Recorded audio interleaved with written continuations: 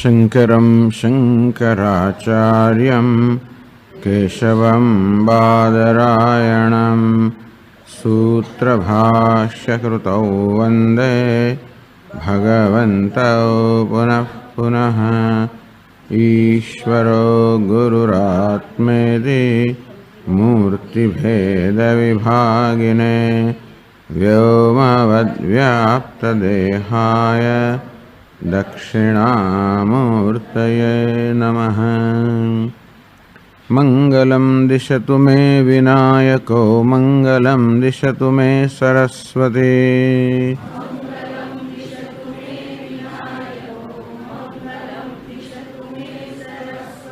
मङ्गलं दिशतु मे महेश्वरी मङ्गलं दिशतु मे सदाशिवः।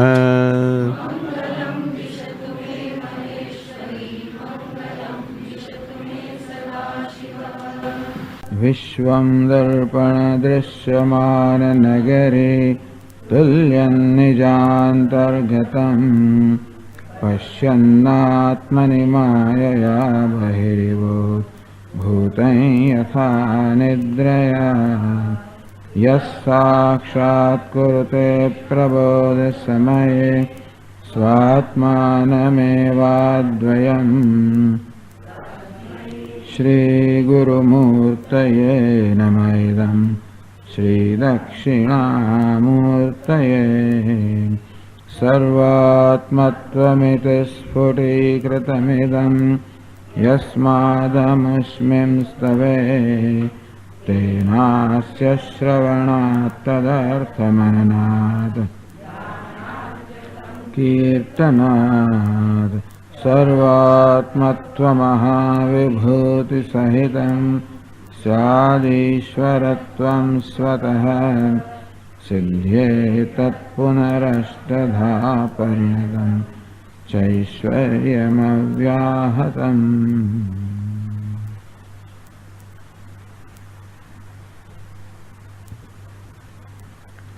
ऐश्वर्यम ईश्वरत्वम ही तस्य नास्ति पृथक स्थिति ही। तो ऐश्वर्य जो ईश्वरનો સ્વભાવ છે એ ઈશ્વરથી ક્યારેય ભિન્ન નથી। પુરુષે ધાવમાને બી છાયા તમનો ધાવતી। જેમ વ્યક્તિનો પડછાયો વ્યક્તિથી ક્યારેય પણ અલગ ના હોઈ શકે, પુરુષે ધાવમાને બી આમ વ્યક્તિ દોડતી હોય તો પણ એનો પડછાયો પાછળ પાછળ દોડતો હોય છે। અર્થાત પડછાયો ક્યારેય પણ પુરુષથી એટલે કે શરીરથી અલગ ના રહી શકે। તે રીતે આ બધી શક્તિઓ જે છે કે ઐશ્વર્ય એ ઈશ્વરથી પરમાત્માથી અલગ ના હોઈ શકે। એટલા જ માટે ઈશ્વરને પ્રાપ્ત કરવાથી ઐશ્વર્ય આપોઆપ જ પ્રાપ્ત થાય। શક્તિમાન અને શક્તિ અગ્નિ અને ઉષ્ણતા। અગ્નિ પ્રાપ્ત કરો એટલે ઉષ્ણતા આવે જ સ્વભાવ છે। તો આપ તો અનંત શક્તિને ઐશ્વર્ય કહો છો, પણ સામાન્ય રીતે અણિમાદી અષ્ટસિદ્ધિ છે એને ઐશ્વર્ય કહેવામાં આવતું હોય છે। અનંત શક્તિ ઐશ્વર્યમ, આ ઐશ્વર્ય ઈશ્વરની શક્તિ કે અનંત શક્તિ છે જેનો કોઈ પ્રકારનો અંત નથી। અર્થાત વાચામ અગોચરમ, ક્યારે પણ વાયુના વર્ણનની મર્યાદામાં ના આવી શકે। અતિશયમ અર્થાત જેનાથી ચડિયાતું કંઈ જ નથી એવી અનંત એવી શક્તિ ઈશ્વરની છે। એને જ ખરેખર ઐશ્વર્ય કહેવાય। ઐશ્વર્ય એને જ કહેવાય। એમ કરીને વાર્તિકકાર કહે કે ઐશ્વર્ય કોને કહેવાય? આ બધી શક્તિઓ શું છે? નિશ્ચંદાસ ચાણિમાદય, અણિમા વગેરે જે શક્તિઓ છે તો માત્ર એ વાસ્તવિક ઐશ્વર્ય છે એના ટપકા કે બિંદુ સમાન છે। સ્વસ્ય ઈશ્વરત્વે સંસિદ્ધે સિદ્ધ્યંતિ સ્વયમેવ। તેથી જ્યારે ઈશ્વરને પ્રાપ્ત કરવાથી ઐશ્વર્ય પણ પ્રાપ્ત થાય ત્યારે આ બધી સિદ્ધિઓ જેના લેશ સમાન છે એ તો સ્વાભાવિક પ્રાપ્ત થાય। જેવી રીતે બ્રહ્માનંદને પ્રાપ્ત કરવાથી આનંદનો લેશ પ્રાપ્ત થાય। એતસ્યૈવાનંદસ્ય અન્યાની ભૂતાની માત્રા ઉપજીવંતી। તો બધા પ્રાણીઓ અને જીવો સાથે મળીને જે આનંદ ભોગવે છે એ પણ પરમાત્માના આનંદનો એક લેશ માત્ર છે. તો જે આગળ કહે છે 187 પાના પર 6 શ્લોકથી, તથાપિ બ્રહ્માદ્યૈશ્વર્યાય પૃથક પ્રયોક્તવ્યમ. ભલે એમ હોય, ભલે ઈશ્વરની આનંદ શક્તિ હોય, ભલે અણિમા વગેરે જે છે સિદ્ધિઓ એ ભલે એ અનંત શક્તિના લેશ સમાન હોય, ભલે તો બ્રહ્મા વગેરે દેવતાઓની શક્તિ તો અલગ વાત છે ને. તથાપિ બ્રહ્માદિ ઐશ્વર્ય, આ બ્રહ્મા વિષ્ણુ શિવ વગેરે રુદ્ર વગેરે જે દેવતાઓ છે એ તો ઐશ્વર્યવાન છે, તો એમના ઐશ્વર્ય માટે પ્રયત્ન કરવો જોઈએ ને.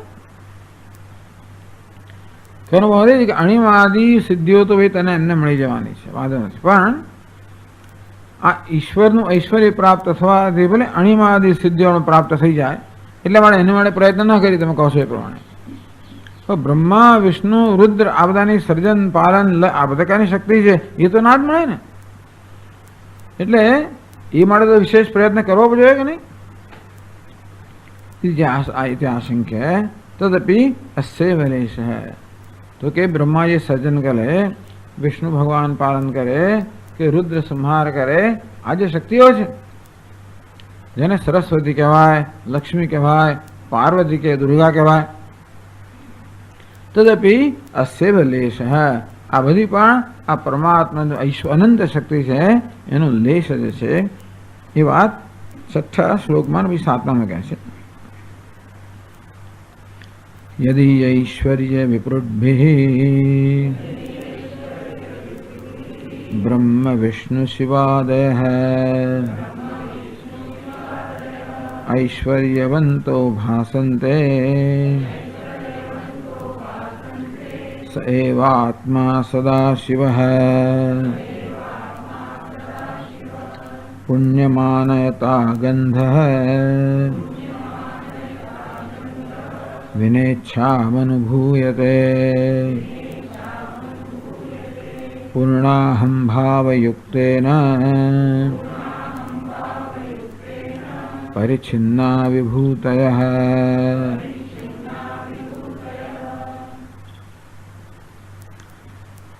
यदि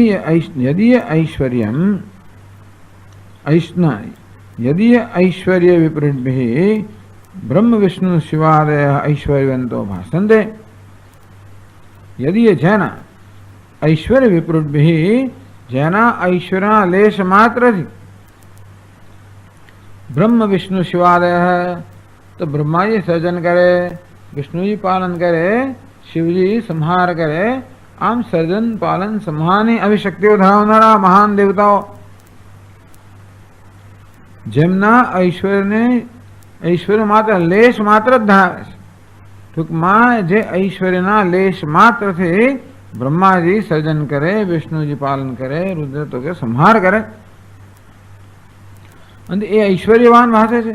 બ્રહ્માજીમાં કેટલું ઐશ્વર્ય, વિષ્ણુ વગેરેમાં કેટલું ઐશ્વર્ય, તો જેમના ઐશ્વર્યના લેશ માત્રથી આ મહાન દેવતાઓ પણ ઐશ્વર્યવાળા ભાષે છે. એ કોણ છે? સૈવાત્મા સદાશિવ. એ તારો આત્મા છે. આ સદાશિવ એટલે ક્યાંય દૂર નથી. તો જેને પ્રાપ્ત કરવાનો છે એ ઈશ્વર વાસ્તવમાં સદાશિવ તારો આત્મા જ છે. તેથી સદાશિવને પ્રાપ્ત કરો એટલે વિપૃતભિઃ બિંદુભિઃ આવી લેશ યત સૌખ્યામ બધી લેશ લેશ મેં શક્રાદયો નિવૃત્તા. જે આનંદ સાગરના લેશના પણ લેશથી ઇન્દ્ર વગેરે દેવતાઓ સંતુષ્ટ છે. યત ચિત્તે નિતરામ પ્રશાંત કરને લબ્ધ્વા મુનિ નિવૃત્ત. જે અનંત ઈશ્વરી કે આનંદ પોતાના ચિત્તમાં પ્રાપ્ત કરને મુનિ સંપૂર્ણપણે પ્રશાંત છે. પ્રશાંત કરીને જેના ચિત્તમાંથી બધા પ્રકારના વિક્ષેપો શાંત થઈ ગયા હોય એવા ચિત્તમાં જે અનંત આનંદ ઝીલીને આ મુનિ જે છે એ સંપૂર્ણ રીતે આનંદિત છે, પૂર્ણ છે. એ આનંદના લેશના પણ લેશથી ઇન્દ્ર વગેરે દેવતાઓ સંતુષ્ટ છે. આનંદ કહો, શક્તિ કહો, પૂર્ણતા કહો, કારણ કે ભગવાન પૂર્ણ ભગવાનની શક્તિનું પૂર્ણ જ છે એમ કહેવામાં આવ્યું તો અનંત છે. વિપૃદ્ભિ બિંદુભિ લેશૈ તાવત યદ ઐશ્વર્ય વિપૃદ્ભિ જેના ઐશ્વર્યના લેશથી કથમ વિદ્વત ઐશ્વર્ય લેશા બ્રહ્માદિ ઐશ્વર્ય ભેદા. ચાલો વાત સાચી છે કે ભગવાન સદાશિવના ઐશ્વર્યનો લેશ માત્ર લેશ જ આ બ્રહ્મા વિષ્ણુ રુદ્ર વગેરેમાં હોય. સમજ્યા? તો તેમાં આપણને શું? કથમ પણ વિદ્વાન કે જ્ઞાની પુરુષનું ઐશ્વર્ય છે એનો લેશ પણ બ્રહ્મા વિષ્ણુ એવું કેવી રીતે કહેવાય? કથમ વિદ્વત ઐશ્વર્ય લેશા બ્રહ્માદ ઐશ્વર્ય ભેદા. તો બ્રહ્માજી વગેરે દેવતાઓનું ઐશ્વર્ય છે એ આ વિદ્વાન અર્થાત જ્ઞાની પુરુષના ઐશ્વર્યના લેશ સમાન એવું કેમ કહેવાય? બે સદાશિવના ઐશ્વર્યના લેશ સમાન કહેવાય, પણ આ વિદ્વાનના ઐશ્વર્યના લેશ સમાન કેમ કહેવાય? તેષામ સદાશિવ વિભૂતિત્વાत्. આ બ્રહ્મા વિષ્ણુ વિભૂતિ જ છે, સદાશિવની વિભૂતિ છે. વ્યભાલ રજસે વિશ્વોત્પત્તૌ હરાય નમો નમઃ પ્રબલ તમસે તત્સંહારે નહીં ભવાય નમો નમઃ પ્રબલ તમસે તત્સંહારે હરાય નમો નમઃ જન સુખ કૃતે સત્વોદ્રિક્તૌ મૃડાય નમો નમઃ. આમ જે અત્યંત રજોગુણ ધારણ કરીને ભવ કહેવાય છે, સર્જન કરે છે, અત્યંત તમોગુણ ધારણ કરીને જે હર એટલે કે નાશ કરનારા બને છે, અને લોકોને સુખ પ્રદાન કરવા માટે અત્યંત સત્વ ધારણ કરીને જે લોકોના પાલક બને છે. નિસ્ત્રય ગુણને બ્રહ્મસ્ય પદે શિવાય નમો નમઃ. એ વાસ્તવમાં ત્રણેય ગુણથી પર આ તો ત્રણેય ગુણવાળા દેવતાઓ છે, એટલે એમને દેવતાઓ ગણીએ તો એ પણ આપણે પરમાત્મા ગણીએ તો પછી એ પણ અનંત ઐશ્વર્યવાળા જ છે. આ પુરાણમાં બે રીતે આ બધું પુરાણમાં ઘણી વાર આપણે બહુ ગૂંચવાડો થતો હોય છે. વિષ્ણુ પુરાણમાં જોઈએ તો વિષ્ણુ ભગવાન એટલે અનંત શક્તિવાળા પરમેશ્વર. તો શિવ પુરાણમાં જોઈએ તો એ પાછા શિવજીના ચરણની સેવા કરતા હોય. એટલે એકનું એક જ કેમ? કારણ કે વિષ્ણુ ભગવાન એટલે આપણે એમ કહીએ કે ભાઈ સત્વગુણનો આશ્રય લઈને જે કરે તો સત્વગુણથી સંબંધિત કે બ્રહ્માજી હોય રજોગુણનો આશ્રય લેનારા છે. આમ જ્યારે એનો જ પરમાત્મા ગુણનો આશ્રય લે ત્યારે કંઈક મર્યાદિત બની જવાનો છે. એટલા જ માટે બ્રહ્મા અને વિષ્ણુ વચ્ચે વિવાદ આપણે જોવા મળે, શિવ પુરાણમાં જોવા મળે. એ કોણ મોટું? ત્યાં સદાશિવ કોણ છે? તો કે પરમાત્મા છે. તો વિષ્ણુ પુરાણમાં શિવ અને બ્રહ્મા એવું જોવા મળે. તો વિષ્ણુ પુરાણ એ કેવા? વિષ્ણુ ભગવાન કેવા છે? એ નિર્વિશેષ પરમાત્મા છે. આ બધા એમના સવિશેષ સ્વરૂપ છે. આમ દેવતાઓનું બે રીતે નિરૂપણ થતું હોય છે, નિર્વિશેષ અને સવિશેષ. તો સવિશેષ જે હોય હંમેશા નિર્વિશેષના અંશ જ હોવાના કારણે હંમેશા એને અધીન હોય. એટલે શિવ પુરાણમાં એમ લાગે કે વિષ્ણુ વગેરે બધા દેવતાઓ શિવજીને અધીન છે, તો એ સમજવાનું કે ભાઈ આ સવિશેષ છે એ નિર્વિશેષને અધીન છે. તેનો ભાવ છે કે એનો જ ભગવાન જે ત્રણેય ગુણથી પર છે એ ભગવાન પણ એ ગુણ ધારણ કરે ત્યારે એને પણ એ પ્રકારે જ વર્તવાનું હોય, એવો જ વેશ પહેરે. કારણ કે અનંત ગુણ છે એનાથી વ્યવહાર ના થાય. વ્યવહાર સત્વગુણથી થાય, રજોગુણથી થાય કે તમો ગુણથી થાય. ત્રણેય ગુણથી પર હોય તો વ્યવહાર થાય જ નહીં. એટલા માટે વ્યવહાર કરવા માટે એ જ પરમાત્માએ એકાદ ગુણ ધારણ કરવો પડે. એ ગુણ સાથે તાદાત્મ્ય કરે એટલે એની શક્તિ એ પ્રકારે મર્યાદિત થાય. એટલે કહેવાય કે ભાઈ એ દેવતાની શક્તિ પણ અનંતનો એક લેશ માત્ર છે. આ પ્રકારે પુરાણોની વ્યવસ્થા સમજવાની. જે દેવતાનું પુરાણ હોય એમાં એ દેવતાને હંમેશા સર્વશ્રેષ્ઠ બતાવવામાં આવે, કારણ કે એમને નિર્વિશેષ કે નિર્ગુણ પરમાત્મા રૂપે એનું નિરૂપણ છે, અને બાકીના બધા દેવતાઓ જે છે એ સગુણ કે સવિશેષ અંશ છે. અને તેથી બ્રહ્માજી એટલે રજોગુણ ઉપહિત ચૈતન્ય. સાથે બ્રહ્માજી એટલે તો બ્રહ્માંડ પુરાણ કે બ્રાહ્મ પુરાણમાં આવશે તો બ્રહ્માજી સર્વશ્રેષ્ઠ નિસ્ત્રય ગુણને પણ ખરા. એટલા જ માટે કોઈ પણ દેવતામાં આપણે ગુણ સહિતના વિશેષનું આવાહન કરી શકીએ કે પછી ત્રણેય ગુણ પર એવા પરમાત્માનું આવાહન પણ કરી શકીએ. શિવજીમાંથી આપણે વિશેષ ગુણ ધરાવનારા દેવતાનું આવાહન કરી શકીએ કે પછી નિર્વિશેષ પરમાત્માનું આવાહન કરી શકીએ. એ વસ્તુ બધા દેવતાને લાગુ પડે છે. એટલે ગણેશ પુરાણમાં તો ગણેશજી સર્વશ્રેષ્ઠ દેવતા છે. ભલે શિવજીના પુત્ર હોય તો શિવજી એમને યાદ કરવા પડે. કુમાર સંભવમાં કે એમના લગ્ન થયા હતા એમણે ગણેશજીનું આવાહન કર્યું.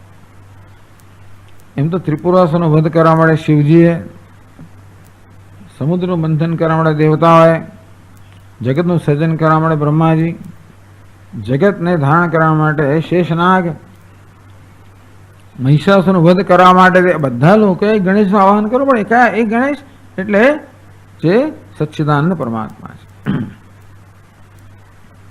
એ સચ્ચિદાનંદ રૂપા બધાને લાગુ પડે. પછી આગળ વિશેષણો જે કહેવાય તો કહેવાય.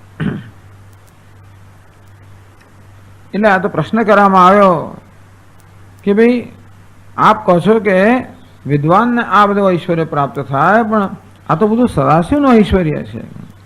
આ સદાશિવના ઐશ્વર્યના લેશ આ બ્રહ્મા વિષ્ણુ કે ધરાવતા હોય, પણ તો વિદ્વાનના ઐશ્વર્યના લેશ કેમ કહેવાય? સ એવા આત્મા સદાશિવ. કારણ કે એ આત્મા સદાશિવ છે. વિદ્વાન જેને આત્મરૂપે જાણે છે સદાશિવ છે. સદાશિવ એવા આત્મા, આત્મા એવા સદાશિવ. બંને રીતે થાય. સ એવા આત્મા સદાશિવ. એવકાર આવે ને, એવકારને બંને જગ્યાએ જોડ્યો. સદાશિવ એવા આત્મા, આત્મા એવા સદાશિવ. સદાશિવ જ આત્મા છે અને આત્મા જ સદાશિવ છે, બીજું કોઈ નથી. અને તેથી જેને આત્માનું વાસ્તવિક યથાર્થ જ્ઞાન છે એ પોતાને સદાશિવ સ્વરૂપ જાણે છે. અને તેથી સદાશિવની જે શક્તિ છે એ આપોઆપ જ આ વિદ્વાનની શક્તિ પણ બની જાય. કદાચ ને એના શરીર દ્વારા શક્તિઓ વ્યક્ત થાય કે ન થાય, પરંતુ એ જાણે છે કે આ બધો મારો વૈભવ છે. એ તો ખરું જ. સદાશિવ સાથે તાદાત્મ્ય પ્રાપ્ત થવાને કારણે આ સમગ્ર જગત મારી વિભૂતિ છે. એટલે ઉપાધિના સ્તરે એ સર્વજ્ઞ સર્વશક્તિમાન હોય એવું નથી, પરંતુ જ્ઞાનના સ્તરે અને એની મસ્તીના એને મોજના સ્તરે તો ખરો. એ તો કહેવાય કે વિદ્વાનની અનંત વિભૂતિ છે. અનંત વિભૂતિ હોય અને કેવો માણસ થાય એ પ્રકારનું તો વિદ્વાનને થતું જાય છે. અનંત વિભૂતિ પ્રાપ્ત થઈ હોય અને જે પ્રકારનો પૂર્ણ કે સંતોષ હોય એવું તો વિદ્વાનને હોય જ છે. છેવટે વિભૂતિ થાય છે, આનંદ થાય. એટલે જ કહે ને કે ભાઈ એટલે તેતસ્યૈવ આનંદસ્ય અન્યાની ભૂતાની માત્રામ ઉપજીવંતી. એટલા જ માટે આ વિદ્વાનના આનંદના લેશથી બધા જીવો સંતુષ્ટ છે. અતઃ બ્રહ્માદિ ઐશ્વર્યમપી સ્વભાવ મહિમ્ના એવ ઉપનમતે વિદુષઃ. તેથી આ બ્રહ્મા વિષ્ણુ વગેરેનું ઐશ્વર્ય છે ને એ પણ સ્વયં આ વિદ્વાન સમક્ષ આવે છે. ઉપનમતે વિદ્વાનને જ પ્રાપ્ત થાય છે, વિદ્વાન સમીપ આવે છે. તો સ્વભાવ મહિમ્ના એવ, કારણ કે વિદ્વાન પોતાને સદાશિવ જાણે છે. પ્રિયો હિ જ્ઞાનોત્યર્થમ અહમ સ મમ પ્રિય. જ્ઞાની ત્વાત્મય મતમ. તો ભગવાન કે જ્ઞાની મારો આત્મા જ છે, હું એને પ્રિય છું, એ મને પ્રિય છે. એટલે પોતે સદાશિવ છે. એ જ્ઞાનના મહિમા માત્રથી આ બધી જે બધું ઐશ્વર્ય છે એ એને નમન કરે છે. ઉપનમત ઉપનમત એ વિદુષ દૃષ્ટાંતના આવા દૃષ્ટાંત સમજાવી. પુષ્પમ આનયતા ગંધ વ્યનેચ્છા અનુભૂયતે. જે પુષ્પ લઈને આવતો હોય માળે કે બીજો કોઈ પણ, એને કોઈ ઈચ્છા કે સંકલ્પ કે પ્રયાસ વગર એને સુગંધનો આપોઆપ જ અનુભવ થાય, સ્વાભાવિક અનુભવ થાય. એટલે આમ તો ખાલી પુષ્પ લાવવાનો જ એનો સંકલ્પ એ પ્રકારનો છે. તો કોઈ પ્રકારના સંકલ્પ વગર જેવી રીતે એને સુગંધનો અનુભવ થાય તેવી રીતે પૂર્ણાહમ ભાવયુક્તેન પરિચ્છિન્ના વિભૂતય વિના ઈચ્છા અનુભૂયંતે. તે રીતે પૂર્ણાહમ ભાવયુક્તેન હું પૂર્ણ છું એ પૂર્ણમાં અહમભાવ ધરાવનાર. પૂર્ણ અહમભાવ એટલે શું?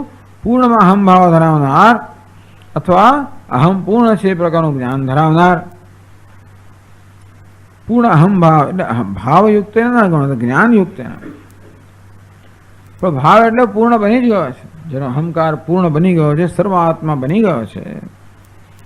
પરિચ્છિન્ન વિભૂત તેને એને એવા વિદ્વાન માટે આ પરિચ્છિન્ન જે અર્થાત જે બધી મર્યાદિત વિભૂતિઓ છે એ સ્વયં એની સમક્ષ આવે છે.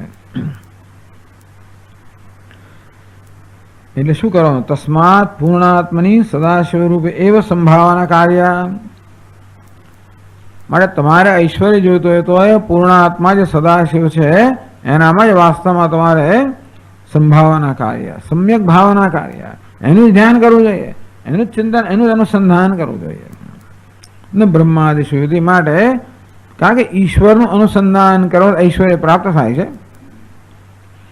એટલે સદાશિવનું અનુસંધાન કરવાથી, કારણ કે અનંત ઐશ્વર્ય પ્રાપ્ત થાય છે, માટે બ્રહ્મા વિષ્ણુ વગેરેનું કોઈ અનુસંધાન ન કરવું. કારણ કે સ્થિતમ સ્તોત્ર ફલ સ્તુતે તાત્પર્યમ. તેથી સ્તોત્રના ફળની સ્તુતિ કરે તો આ ફલસ્તુતિનું જે તાત્પર્ય, સ્તોત્રમાં જે ફળસ્તુતિ કરી એના તાત્પર્ય આ છે કે સદાશિવમાં જ હંમેશા ભાવના કરવી, એનું અનુસંધાન કરવું, બીજા કશાનું નહીં. તો આ પ્રકારે ભૂમિકા રચે. હવે અવસિદ્ધોનું વર્ણન કરે છે. ઇદાનીમ અણિમાદિ ઐશ્વર્યાને વિભજ્ય વ્યુત્પાદયન. હવે યોગશાસ્ત્રમાં અને બીજા બધા શાસ્ત્રોમાં, પુરાણોમાં પ્રસિદ્ધ છે અણિમાદિ 8 સિદ્ધિઓ, એને વિભાગ કરીને એને સમજાવે. અષ્ટધા પરિણતમ ચૈશ્વર્યમ અવ્યાહતમ જે કહેવામાં આવ્યું કે માયાનું જે શક્તિનું પરિણામ અથવા તો એની અનંત ઐશ્વર્યનું પરિણામ જે 8 વિભૂતિઓ છે કે 8 સિદ્ધિઓ છે એ પણ અનાયાસે પ્રાપ્ત થાય છે. એ તો વ્યાજસ્તે આ સિદ્ધિઓ જે છે એની વ્યાખ્યા કરે છે. અણિમા મહિમા છે, 8મા શ્લોક કહે છે. અણિમા મહિમા ચૈવ ગરિમા લઘિમા તથા પ્રાપ્તિ પ્રાકામ્યમીશિત્વમ વશિત્વમ ચાષ્ટ સિદ્ધયઃ. તો અણિમા અર્થાત અણુ જેવું બની જવું, અત્યંત સૂક્ષ્મ બની જવું, આવી સિદ્ધિ. મહિમા મહાન કે વિશાળ બની જવું, બીજા પ્રકારની સિદ્ધિ. ગરિમા ગુરુ એકદમ વજનદાર બની જવું. લઘીમાં અત્યંત હલકા બની જવું. વજનદાર એટલે આખી પૃથ્વી વજનદાર બની જવું. હલકા એટલે ઘાસના તણખલા સમાન બની જવું. પ્રાપ્તિ ઈચ્છા પ્રમાણેની ગમે તેવા દૂરની વસ્તુની પ્રાપ્તિ થવી. પ્રાકામ્યમ પોતાની ઈચ્છા કામના પ્રમાણે થવું. ઈશિત્વમ બધા પર ઐશ્વર્ય. વશિત્વમ બધાને વશ કરવા. આવી 8 સિદ્ધિઓ છે. તો એ સિદ્ધિઓનું એક પછી એક વર્ણન કરે છે. તો પહેલા 9મા શ્લોકમાં કહે છે અત્યંતમણસુ પ્રાણિષુ આત્મત્વેન પ્રવેશનમ અણિમા સંયમૈશ્વર્યમ વ્યાપ્તસ્ય પરમાત્મનઃ. અણિમા આ સિદ્ધિની વ્યાખ્યા કરે છે ને જરા જોવા જેવી છે. પરમાત્માના અણિમા સંયમ ઐશ્વર્યમ. અણિમા કોને કહેવાય? અણુ બની જવું કોને કહેવાય? એ ખરેખર તો મુખ્યત્વે એ સિદ્ધિ પરમાત્મા છે. આ બધી સિદ્ધિઓ મુખ્યત્વે પરમાત્મામાં છે. સર્વજ્ઞ, સર્વશક્તિમાન, સર્વવ્યાપી અર્થાત માયોવહિત ચૈતન્ય છે પરમેશ્વરમાં જ મુખ્યત્વે આ સિદ્ધિઓ છે. એટલે એના દ્રષ્ટાંત સિદ્ધિઓ બતાવે છે. અત્યંત અણુ શું? અત્યંત સૂક્ષ્મ ક્ષુદ્ર જીવ અણુ શું? પુત્તિકા પોલકારી પ્રાણ્યાદિશુ ઇત્યર્થ. ઉપનિષદ કહ્યું તત્સૃષ્ટવા તદેવાનુપ્રાવિશત. આ સર્વ સર્જન પરમાત્માએ કર્યું અને સર્વમાં પ્રવેશ કર્યો. આ સર્વમાં બધા આવી જાય એટલે એમાં પુત્તિકા પણ આવી જાય ને ફૂલક પણ આવી જાય. તો પહેલી 5 નોંધમાં જે પુત્તિકા શું છે? પુત્તિકા નામ મધુમક્ષિકા, પતંગિકા, પીપીલિકાવા, પુત્તિકાનો અર્થ મધમાખી પણ થાય, નાનકડું પતંગિયું થાય, અથવા તો કીડી એવો પણ અર્થ થાય. ટૂંકમાં ભગવાને જ્યારે ભગવાને નામનું સર્જન કર્યું ત્યારે કીડી એટલે નાનામાં નાના જે જીવથી માણીને બ્રહ્માજી બધાનું સર્જન કર્યું, બધામાં પ્રવેશ કર્યો ને. ભગવાન તો અનંત છે, સર્વવ્યાપક છે, છતાંય પણ કીડીમાં પ્રવેશ કર્યો. એ ક્યારે બની શકે? અણુ બની જાય ત્યારે જ ને. કીડી જેવા સૂક્ષ્મ બની જાય ત્યારે જ કીડીના સ્પ્રેમાં પ્રવેશ થાય ને. એટલે અણીમાં કોને કહેવાય? અણુ અર્થાત અત્યંત નાનકડા સૂક્ષ્મ બની જાવ. આ પુલક શું વસ્તુ? પુલક હે તુચ્છ ધાન્ય વિશેષ. પુલક એટલે રાય, નાનકડું ધાન્ય. યથોક્તમ પુલકા એવ ધાન્યેષુ પુત્તિકા એવ પક્ષીષુ ઇતિ. પુલકા એવ ધાન્યેષુ, ધાન્યમાં પુલક નાનામાં નાનું ધાન્ય રાઈ જાવ, પક્ષીઓમાં પુત્તિકા નાનામાં નાનું પક્ષી એટલે પતંગિયું અથવા તો મધમાખી વગેરે. એટલે અત્યંતમ અણુસુ પ્રાણીશું, અત્યંત સૂક્ષ્મ પ્રાણીઓ. એટલે એ જેટલા નાનામાં નાના પ્રાણીઓ જાણતા હતા એની વાત કરી, પુત્તિકા અને પુલક. પણ હવે તો આપણે એથી નાના જાણીએ છીએ, અમીબા એટલે યુનિસેલ્યુલર, એક જ સેલ ધરાવનારા. એ નાનામાં નાના થઈ ગયા આપણે જાણીએ ત્યાં સુધી. આમ તો એક એક કોષમાં રહેલો છે ભગવાન. એના પાસે એક એક કોષની અંદર, કોષ તો બહુ મોટો કહેવાય, એની અંદરના જે બધા અણુઓ છે એમાંથી એના એટલે એમાં ડીએનએ આ બધાની અંદર ભગવાન રહેલો જ છે, બધા પ્રવિષ્ટ થયેલા છે. અત્યંતમ અણુસુ પ્રાણીશું, આવા અત્યંત સૂક્ષ્મ પરિમાણના સૂક્ષ્મ માપના પ્રાણીઓ જે હોય, આત્મત્વેન પ્રવેશનમ, એમના આત્મા રૂપે પરમાત્માએ બધામાં પ્રવેશ કર્યો છે. અને અણુ અને અણીમાં કહેવાય. વ્યાપ્ત છે પરમાત્મા, પરમાત્મા સર્વવ્યાપ્ત છે. ભાઈ કીડીમાં પ્રવેશ કરે જુદી વાત છે, તો પરમાત્મા જે સ્વયં સર્વવ્યાપ્ત છે એવા સર્વવ્યાપ્ત પરમાત્માનું કીડીના આત્માનો પ્રવેશ કરવો એ અણુ બની ગયો ત્યારે થઈ શકે. અણીમાં સંયમ ઐશ્વર્યમ, અણીમાં જેનું નામ છે એવું સર્વવ્યાપી પરમાત્માનું આ ઐશ્વર્ય છે. અણીમાં કોને કહે એ જ કહ્યું આમાં. અણીમાં સમજાવવામાં દાખલો ભગવાનનો આપે પાછો. ભગવાનમાં આ પ્રકાર અણીમાં સ્વામી મહારાજ જ્યારે સમજાવે ને ઐશ્વર્ય ભગવાનનું ઐશ્વર્ય કોને કહેવાય? કે આપણે જ્યારે કીડીને જોઈએ ત્યારે આપણે કેવું લાગે છે? ફૂંક મારીને ઉડાડી મૂકવું, મચ્છર નામ કરે એટલે ટૂંકમાં ઐશ્વર્ય કોને કહેવાય? કીડીના સંદર્ભમાં આપણે કેવું લાગે છે? એવું જ્યારે જગતના સંદર્ભમાં લાગે એને નામ ખરેખર ઐશ્વર્ય કહેવાય. પછી હવે મહિમા એટલે વિશાળતા. પૂરું અણુ સૂક્ષ્મ બની જવું, એકદમ વ્યાપક બની જવું. તો 10મા શ્લોકમાં સમજાવે. બ્રહ્માંડાદિ શિવાંતાયાઃ ષટ્ત્રિંશત્તત્વ સંહતેઃ બહિશ્ચ વ્યાપ્ય વૃત્તિત્વમ ઐશ્વર્યમ મહિમાહ્વયમ. મહિમા એટલે મહિમા, જેનો મહિમા કહેવાય છે એવું ઐશ્વર્ય, એ પણ ભગવાનનું ઐશ્વર્ય બાજુ વાત કરી.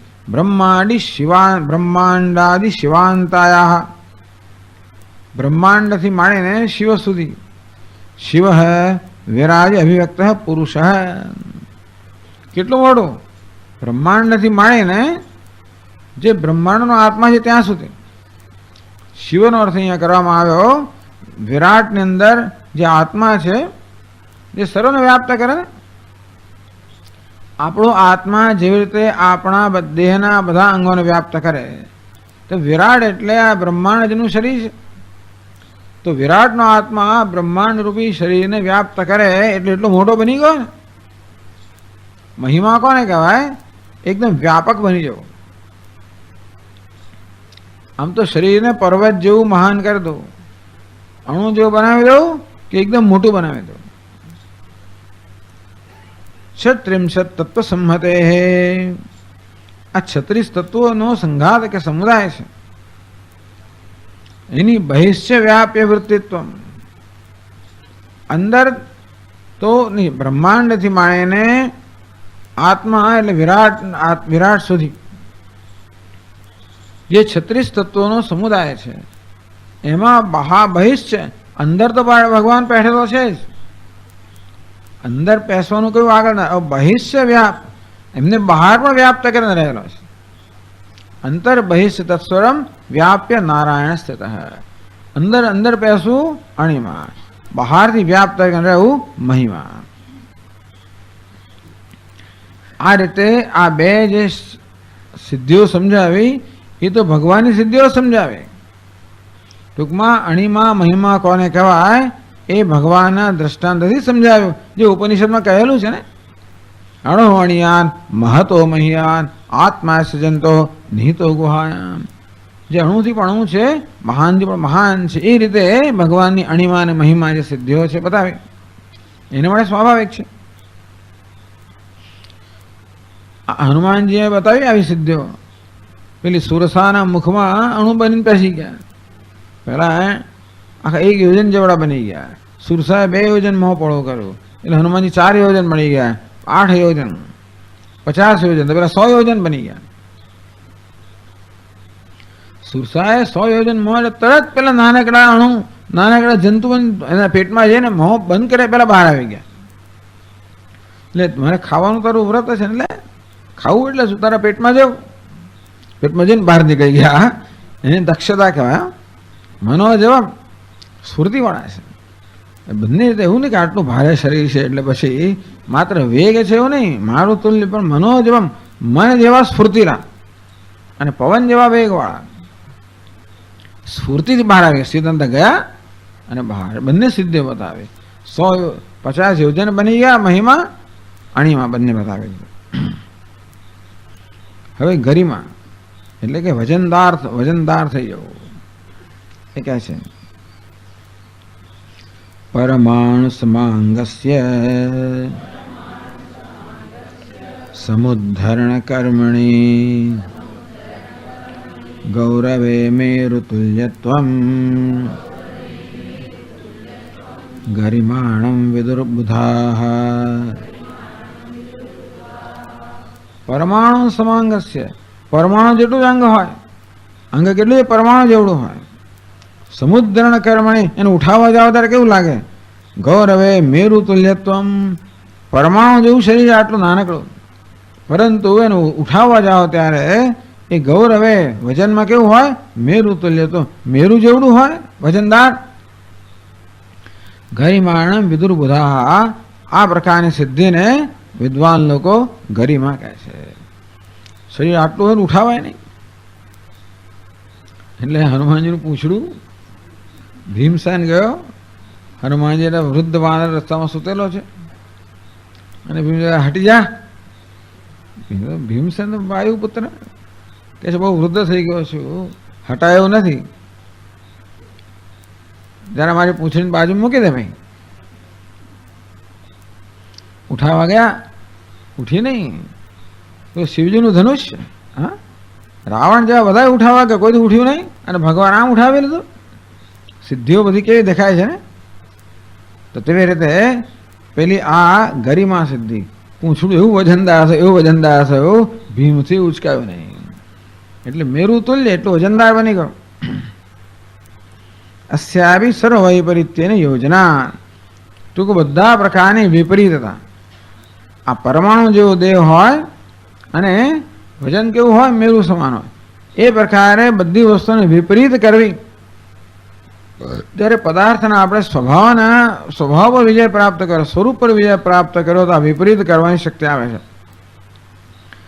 તુલસીદાસ મહારાજ કહે ને, ભગવાન કહેવાય છે રામચંદ્રજી, એ તો મેરુને અણુ બનાવી દે, અણુને મેરુ બનાવી દે, મેરુને તણખુલ બનાવી દે, તણખુલ મેરુ બનાવી દે, વિષને અમૃત બનાવી દે, અમૃતને વિષ બનાવી દે. આવા ભગવાન હું ચા કરજું, હનુમાનજી કહે, આવા ભગવાન તારો ક્યાં હિસાબ છે, રાવણને કહે. ભગવાન આ પ્રકારના બધા વિપરીત જે ગુણો છે એના અધિષ્ઠાન છે. જેમ શિવજી છે ને, બધું વિપરીત, વિરુદ્ધ ધર્મ. એક બાજુ ગંગાજી ભાઈ છે, અત્યંત પવિત્ર છે, અને બીજી બાજુ પેલી કંઠમાં खोपड़ीनी माळा धारण करे, अत्यंत पवित्र एवं चंद्रमा एक बार तो अमृतनी वर्षा करे छे, बीजो एवं कंठमां विष धारण करे कि सर्प विष मैं सर्पने धारण करता हूँ। आ प्रकारे शिवजी कहेवा छे बधा प्रकारना जे विरुद्ध गुण छे ए धरावनार छे। अस्यापि सर्ववैपरीत्यनी योजना। खरेखर आ श्लोक पेला पछी आवे छे, अस्यापि कह्युं ने एटले लघिमा नामनी हवे आ सिद्धि बतावे छे। आगळ कहे छे तो लघिमाख्यामाः महामेरु समांगस्य समुद्धरण कर्मणि लाघवे तूलतुल्यत्वम् लघिमानं विदुर्बुधाः। महामेरु समांगस्य, महामेरु समान शरीर होय, समुद्धरण करणे એને ઉઠાવવા જાઓ ત્યારે લાઘવે તૂલ તુલ્યત્વમ, હલકું હલકાપણામાં કેવું હોય, માત્ર રૂ સમાન હોય કે તણખલા સમાન હોય। મહામેરુ જેવું શરીર હોય, ઉછકવા જાઓ તો માત્ર તણખલા જેટલું જ વજન હોય। એને શું કહેવામાં આવ્યું? લઘિમાનમ, હલકું, હલકા થઈ જવું, એટલે જેમ પેલા ફૂલ જેવું હલકા થઈ જવું। આ વૈપરીત્ય બતાવ્યું ને તે રીતે પછીનો શ્લોક अस्यापि સર્વ વૈપરીત્યની હોય, એટલે એ પેલો શ્લોક કયો પરમાણુ સમાંગસ્ય, ત્યાં પણ આ વૈપરીત્ય છે આ પ્રકારનું, એ રીતે યોજના કરવાની। એટલે ટીકાકાર સમજાવે યોગીના વિશેષણ એતદ, યોગીમાં એટલે ટૂંકમાં પહેલા બે શ્લોક છે તો ભગવાનની જ વાત કરી, હવેનો આ શ્લોક છે એમાં યોગીનું વિશેષણ કહ્યું કે યોગીમાં આ પ્રકારની સિદ્ધિ જોવામાં આવે છે, एकदम वजनदार बनी जाए, हल्का बनी जाए। इच्छया अतिस्थूलताम आपन्नस्य अन्य ही समुद्धरण, પોતાની ઈચ્છાથી એકદમ સ્થૂળતા ધારણ કરી હોય પરંતુ બીજા ઓજારમાં ઉચકે ત્યારે એકદમ ફૂલ જેવા હલકા હોય, આ પ્રકારની સિદ્ધિ યોગીમાં છે એને લઘિમા કહેવામાં આવી। એ જ પ્રકારે વિપરીત પોતાની ઈચ્છાથી એકદમ પરમાણુ જેવું શરીર હોય પણ ઉચકવામાં જે મેરુ સમાન વજનદાર હોય એને गरिमा सिद्धि कहेवामां आवे। पछी प्राप्ति, पातालवासिनः पुंसः ब्रह्मलोकावलोकनम् प्राप्तिर्नाम महैश्वर्यम् सुदुष्प्रापमयोगिना।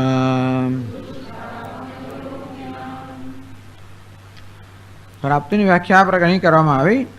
પાતાલવાસનઃ પુંસઃ, કોઈ માણસ પાતાળમાં હોય, બ્રહ્મલોકાવલોકન, પાતાળમાં રહીને બ્રહ્મલોકને જોઈ શકે, પાતાળમાં રહ્યો અત્યંત દૂરને પ્રાપ્ત કરે, અર્થાત બ્રહ્મલોક પાતાળ નીચે અને બ્રહ્મલોક ઉપરમાં ઉપર, નીચેમાં નીચે રહેલા લોકમાંથી ઉપરમાં ઉપર લોકનું અવલોકન કરવાની જે શક્તિ છે એને પ્રાપ્તિ કહેવામાં આવે। તો આમ યોગ શાસ્ત્રમાં કહ્યું દૂરના પદાર્થો અત્યંત નજીક હોય એ પ્રકારે પ્રાપ્ત, એક પ્રકારે એનું નજીકના જેવા બનાવી દેવા। પૃથ્વી પર ઉભેલો યોગી આમ ચંદ્રના હાથથી અડકે, પ્રાપ્તિ એવી રીતે કહેવામાં આવી।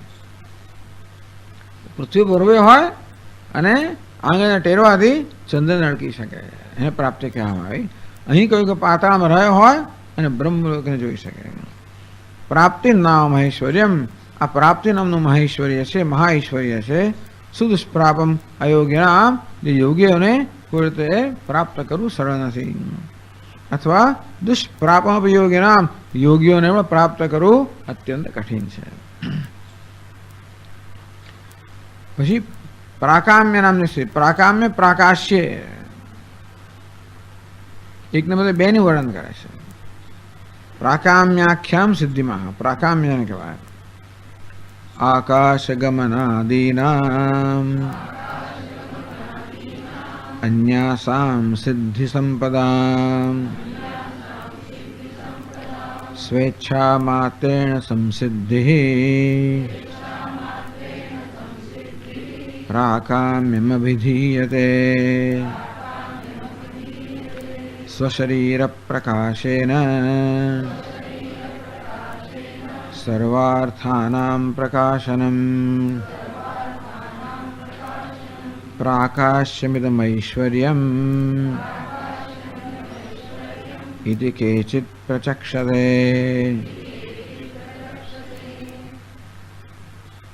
आकाश गमनादीनां प्राकाम्य એટલે પોતાની ઈચ્છાનું સ્વાતંત્ર્ય, ઈચ્છા સ્વાતંત્ર્ય, ઈચ્છા પ્રમાણે કરવાનું સ્વાતંત્ર્ય. આકાશ ગમનાદીનામ આકાશમાં ગમન કરવું વગેરે, અન્યાસામ સિદ્ધિ સંપદા એવા પ્રકારની બીજી બધી સિદ્ધિઓ છે. સ્વેચ્છા માત્ર સંસિદ્ધિ ઈચ્છા માત્રથી, ટૂંકમાં આકાશ ગમન વગેરે કરવા માટે બીજો પ્રયત્ન ના કરવો પડે, મંત્રનો પ્રયોગ કરવો પડે, બીજું બધું કંઈ ધ્યાન કશું કરવું ના પડે. એમાં જ ઈચ્છા માત્રથી કોઈ પ્રકારની સહાય વગર આકાશ ગમન કરવો વગેરે અભિજાતની સિદ્ધિને આ પ્રાકામ્ય કહેવામાં આવે. સ્વેચ્છા માત્ર સંસિદ્ધિ પ્રાકામ્યમ અભિધીયતે પ્રાકામ્ય કહેવામાં આવે. તો પ્રાકાશ્ય, ક્યારેક પ્રાકામ્યને પ્રાકાશ્ય એવું પણ કહેવામાં આવે છે. એટલે ક્યાંક પ્રાકામ્ય એવું નામ છે સિદ્ધિનું, ક્યાંક પ્રાકાશ્ય એવું પણ નામ છે. એટલે વાર્તાકારણે એ પણ આપી દીધું. સ્વશરીર પ્રકાશેન સર્વાર્થાનામ પ્રકાશનમ, પોતાના શરીરને પ્રકાશિત કરવા દ્વારા જગતના બધા પદાર્થોને પ્રકાશિત કરવા. આ તો ભગવાનની સિદ્ધિ છે ભાઈ. તમેવ ભાંતમ અનુભાતિ સર્વમ, પોતે પ્રકાશે એને કારણે સર્વ પદાર્થોને પ્રકાશિત કરવા આ પ્રાકાશ્ય નામની સિદ્ધિ છે. પ્રાકાશ્યમ ઐશ્વર્યમ ઇતિ કેચિત પ્રચક્ષતે, તો કેટલાક લોકો આ પ્રાકામ્યને પ્રાકાશ્ય નામની સિદ્ધિ કહે છે અને એનો આવો અર્થ કરે છે કે પોતાના પ્રકાશવાથી સર્વને પ્રકાશિત કરવા. ઈશિત્વમ એ સિદ્ધિ, ટૂંકમાં બધા ચડિયાતા પણ બધાના ઈશિત્વ એટલે કે બધાનું શાસન કરવું. ઈશિત્વ કે છે સ્વેચ્છા માત્રેણ લોકાનામ સૃષ્ટિ સ્થિત્યંતકર્તૃતા સૂર્યાદીનામ નિયોક્તૃત્વમ ઈશિત્વમભિધીયતે. આ તો હમણાં વ્યાખ્યા કરી. આવું ઈશિત્વ સ્વેચ્છા માત્ર લોકાનામ સૃષ્ટિ સ્થિતિ અંતકર્તૃતા, આ જગતની સર્જન કરવું, પાલન કરવું, અંત કરવો. લોકનો અર્થ તમે આ જગત કરો કે પછી નાના મોટા લોક કરો, પણ સર્જન કરવું, પાલન કરવું, અંત લાવવો પોતાની ઈચ્છાથી. સો કામ તદૈક્ષત, ઈક્ષણ માત્રથી, સંકલ્પ માત્રથી આ બધું કરવું. સૂર્યાદીનામ નિયોક્તૃત્વમ એતસ્યવા અક્ષરસ્ય પ્રશાસને ગાર્ગી સૂર્યચંદ્રમસૌ વિદ્રુતૌ તિષ્ઠત. સૂર્ય ચંદ્ર વગેરે જેના શાસનમાં પોતપોતાના સ્થાને નિયુક્ત કરાયેલા છે અને ઈશિત્વ કહેવાય. આ તો પરમાત્મા જ લાગુ પડે. આ વ્યાખ્યા તો યોગીને લાગુ પડાવે તો મુશ્કેલી આવી જાય. એટલે ટીકા કરે છે જગત વ્યાપાર વર્જનમ ઇતિ ન્યાયન યદ્યપિ વિદુષ લોક વિશે સ્વાતંત્ર્ય વારિતમ.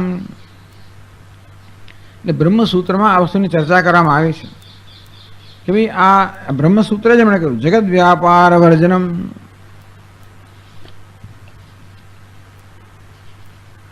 તો ત્યાં પ્રશ્ન પૂછવામાં આવ્યો, ये सगुण ब्रह्मोपासनात् सहैव मनसा ईश्वर स्वायोजम व्रजंती. तैत्तिरीय उपनिषदના મંત્રને લઈને આ કહેવામાં આવ્યું આપનોતિ સ્વરાજ્યમ. ત્યાં સગુણ બ્રહ્મની ઉપાસના સંદર્ભમાં કહેવામાં આવ્યું કે સ્વરાજ્યને પ્રાપ્ત કરે છે.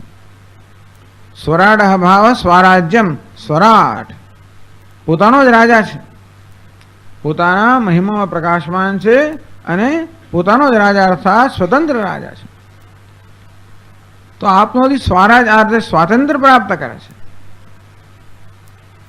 તો આવું જયારે કહેવામાં આવ્યું તત્સર્વ અસ્મૈ દેવા બલિમાવહન, તે પણ ત્યાં કહેવામાં આવ્યું અસ્મૈ સર્વે દેવા બલિમાવહંતી. આ જે વિદ્વાન છે બધા જ દેવતાઓ એની પ્રત્યેને ભેટ લઈ આવે છે. એટલે આ વાક્યોના આધારે પ્રશ્ન પૂછવામાં આવે, સંશય થયો. ये सगुण ब्रह्मोपासनात् सहैव मनसा ईश्वर स्वायुज्यम भजन्ति. કે સગુણ બ્રહ્મની ઉપાસનાને કારણે પોતાના મન સહિત ઈશ્વરની સાથે સાયુજ્ય પ્રાપ્ત કરે એ લોકમાં બ્રહ્મલોક વગેરે પ્રાપ્ત કરે કે ઈશ્વરે જોડાઈ જાય. કિમ તેષામ નિર્વગ્રહમ ઐશ્વર્યમ ભવતી, તો એમનું કોઈ પ્રકારના નિરંકુશ ઐશ્વર્યને પ્રાપ્ત થાય છે. આહોસ્થિત સાવગ્રહમિતિ, કે પછી એમને મર્યાદિત ઐશ્વર્ય પ્રાપ્ત થાય છે. આ સ્વરાજ્યનો શું અર્થ કરવો? ભગવાન બની ગયો કે પછી એ ભગવાન નિરંકુશ ઐશ્વર્ય, તેનો અંકુશ નથી, કે પછી એનું મર્યાદિત ઐશ્વર્ય? ઇતિ સંશય. આ વાક્ય વાંચીને આવો સંશય જન્મે છે. કિમ તાવત પ્રાપ્ત, ભાઈ તો પછી તમે શું નિર્ણય કર્યો? પૂર્વ પક્ષી કે નિરંકુશમ એવ ઐશામ ઐશ્વર્યમ ભવિતુમર્હતિ. તો આ શબ્દ લઈએ, આપણા માત્ર વાક્ય લઈએ તો આ બધા યોગીઓ કે વિદ્વાનો કે ઉપાસકો છે એમને નિરંકુશ ઐશ્વર્ય પ્રાપ્ત થાય એવું આપણે અર્થ કરવો જોઈએ. કેમ? આપનોથી સ્વરાજ્યમ, કારણ કે એ સ્વરાજ્ય પ્રાપ્ત કરે છે. સર્વેસ્મી દેવા બલિમાવહંતી, બધા દેવતાઓ એને ભેટ, એટલે બધા એના બધા દેવતાઓ એના નોકર થઈ ગયા ને, અથવા તેની ઉપાસના કરનાર થઈ ગયા. એ દેવતાનો પણ દેવ થઈ ગયો. તેષામ સર્વેષુ લોકેષુ કામચારો ભવતિ છંદોગ્ય. ટૂંકમાં જે લોકમાં ઈચ્છા પ્રમાણે એ વિચરણ કરી શકે. આ બધી સ્તુતિ પછી લાગે છે કે એનું ઐશ્વર્ય નિરંકુશ છે, એમાં કોઈ પ્રકારનો અંકુશ કે મર્યાદા નથી.